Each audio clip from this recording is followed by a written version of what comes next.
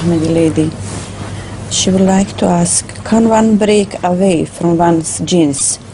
If it is to be good or bad, does one deserve credit for doing good or punishment for being bad? Can genes be regrouped? If so, can they then be categorized in genes or DNA? You see, man is not controlled by genes in the sense that he is left to no option. If you claim that because of genes everybody does whatever he does, then why is there punishment? Why thieves should be punished? Why murderers should be punished? They can all claim it is because of our genes.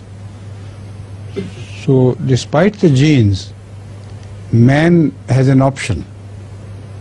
He is free to do good or do bad. And because of this option, he is either rewarded or punished. You understand? How far genes play a role in man's character and making decisions? Genes make a man capable of doing anything he likes. The question of genes is a very profound question.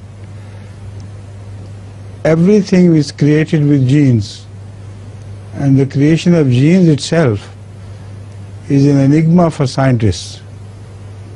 They cannot resolve this enigma of how genes were created. They have to admit that there is a creator, God, who must have created genes, because in the very early life you find genes.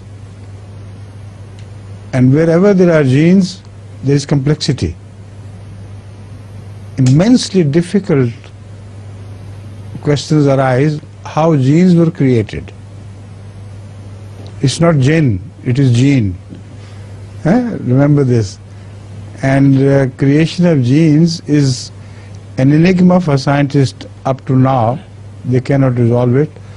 Although they are atheists, but when you question them about genes, can't explain how genes got developed. So this is a different question from the one you asked before, which I have answered. So there is a second question which I have answered now.